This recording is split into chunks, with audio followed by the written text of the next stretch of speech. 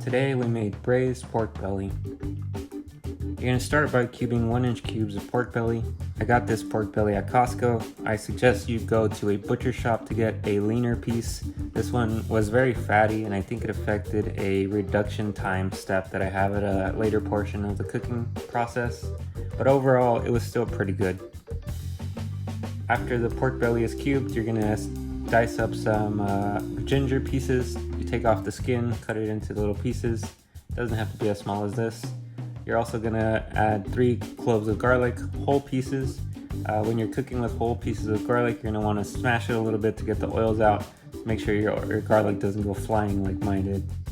I also added 3 green onions. It didn't ask for green onions in the recipe, but these were going bad, so I might as well just use them. You're only going to use the white piece during the cooking process. The green is a garnish for later on. Next up, you're going to prepare a hot pot of water. Once the water starts to steam, you're going to add your pork belly. Let that sit for 10 minutes. Make sure you pour away from yourself when you're adding stuff into hot water, or you will burn yourself. I promise you, it will happen eventually. Next up, after 10 minutes, you're going to prepare another pot with some water and add about a 1/4 cup of granulated sugar and about the same of brown sugar. I let that sit on the burner until it gave me this nice caramelized color. You'll also notice that the sugar solution starts to thicken up. Once it starts to thicken up, you'll know that it's time to add the pork belly into this pot. When you add the pork belly into this pot, you're going to also add the green onions, ginger, and garlic. Make sure you give everything a good little mix so everything gets coated in that nice sugar mixture. You're also going to use Mirin. I gave it a nice little splash. Didn't really measure this one. I just went until my heart told me to stop adding Mirin. Maybe about a 1/4 cup of Mirin is what I added to this pot. After that, you're going to add 2 pieces of Star Anise. You're going to add 2 bay leaves into the pot. Okay, maybe 2.5 pieces of bay leaf. And then you're going to cover everything in soy sauce, let it get everything nice and colored.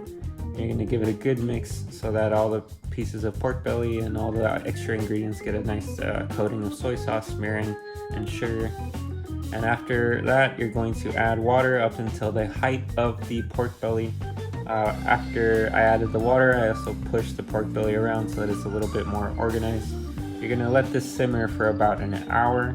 Leave the lid on. After the hour, it's going to look like this.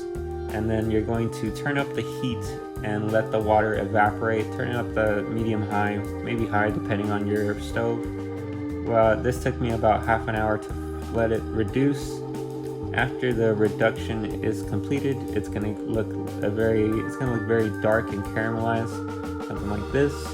Be careful during this step. My pork belly started to pop, and some of the grease jumped up onto my arm.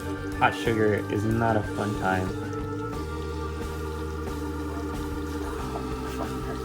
And at the end, I plated the pork belly over a bed of rice, served that with a side of spicy edamame, garnished the pork belly with sesame seeds and green onion. Overall, I think it was a pretty good dish. It took a long time, but I think that was my lack of preparedness. Definitely would make this again with a leaner piece of pork belly. Thank you for watching.